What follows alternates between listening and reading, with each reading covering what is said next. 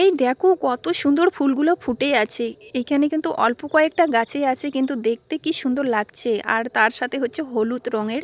তো এইটুকু ফুলেই আমার হয়ে যায় ঠাকুর পুজো করা। বেশি আমি ছিঁড়াই না, দু একটা করে ছিঁড়াই আর চিড়ে চিড়ে ঠাকুরকে পুজো দেই। আর দেখো আমি যাচ্ছি আলু আনতে। কালকে তোমাদের দাদাভাই বাজার গেছে কিন্তু আলু নিয়ে আসেনি। তো আমি আলুর কথা বলতে গেলে বলছে যে বাড়ির পাশে যে জমিটা আছে আলুর ক্ষেতটা, তুমি সেখান থেকে আলু নিয়ে আসো, আর কিনবো না।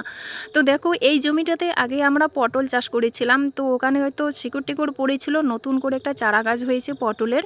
তো আমি ভাবছি বাঁশ এনে এইখানে উঠিয়ে দেবো উপরে, কারণ নিজের খাওয়াটা তো চলে যাবে।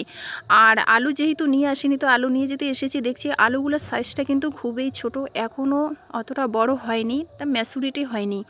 তো গ্রামে চাষ করার কিন্তু মজাই আলাদা। মানে শাক সবজি যদি নিজের হাতে চাষ করে খাই টাটকা টাটকা, কিন্তু টাটকা টাটকা শাকসবজির কিন্তু টেস্টে আলাদা। এবছর আমরা কোনো শাকসবজি চাষ করিনি, শুধু আলুটাই করেছি, তাই আলুই নিয়ে যাচ্ছি।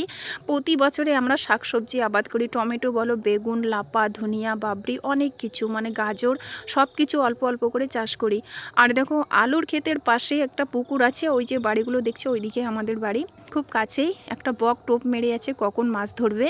তো আমার আলু তোড়া শেষ, মানে যেটুকু প্রয়োজন আমি সেটুকুই নিয়ে যাব, বেশি তুলবো না, কারণ যখন লাগবে আবার নিয়ে যাব আলু বাড়ির পাশেই।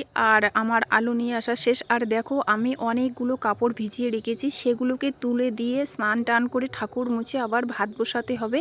আর বাড়ির বউদের কিন্তু কাজের কোনো শেষ নেই, সারাদিন যদি করো তবু একটার পর একটা কাজ থেকেই যাবে।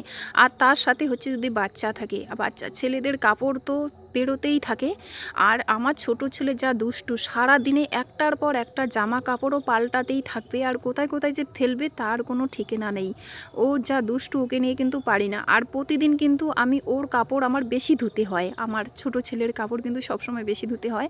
তো তোমাদের ভিডিওটা কেমন লাগলো, যদি ভালো লাগে তো অবশ্যই লাইক কমেন্ট শেয়ার করে পাশে থাকবে। তো ধন্যবাদ বন্ধুরা, তোমরা সবাই ভালো থাকবে, সুস্থ থাকবে।